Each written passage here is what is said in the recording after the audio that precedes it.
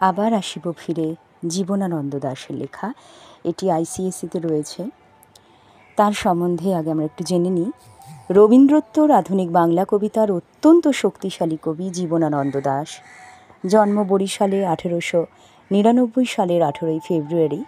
তিনি প্রধানত কবি হলেও বেশ কিছু প্রবন্ধ রচনা করেছিলেন। 1954 সালে দুর্ঘটনায় অকাল মৃত্যুর আগে তিনি 14টি উপন্যাস, 108টি ছোট গল্প রচনা করেছিলেন, যা তার জীবদ্দশায় প্রকাশিত হয়নি। তার উল্লেখযোগ্য কাব্যগ্রন্থগুলো হল ঝরা পালক, ধূসর পাণ্ডুলিপি, বনলতা সেন, মহাপৃথিবী, 7টি তারার তিমির ইত্যাদি। তাঁর মৃত্যু পরবর্তী প্রকাশিত অন্যতম কাব্যগ্রন্থগুলি হল রূপসী বাংলা, বেলা অবেলা, কালবেলা।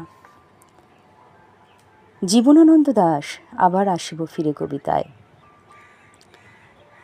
আবার আসিব ফিরে ধান সিঁড়িটির তীরে এই বাংলায়, হয়তো মানুষ নয়, হয়তো বা শঙ্খচিল শালিখের বেশে, হয়তো ভোরের কাক হয়ে এই কার্তিকের নবান্নের দেশে। কুয়াশার বুকে ভেসে একদিন আসিব এ কাঁঠাল ছায়ায়, হয়তো বা হাঁস হব, কিশোরীর ঘুঙুর রহিবে লাল পায়।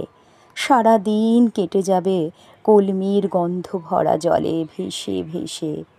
আবার আসিব আমি বাংলার নদী, মাঠ, ক্ষেত ভালোবেসে।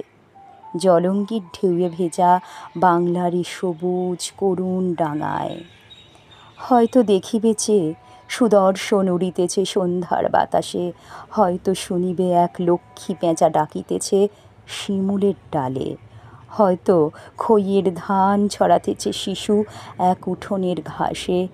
রূপসার ঘোলা জলে হয়তো কিশোর এক সাদা ছেঁড়া পালে ডিঙা বায়। রাঙা মেঘ সাঁতরায়ে অন্ধকারে আসিতেছে নীরে, দেখিবে ধবল বক, আমাকেই পাবে তুমি ইহাদের ভিড়ে।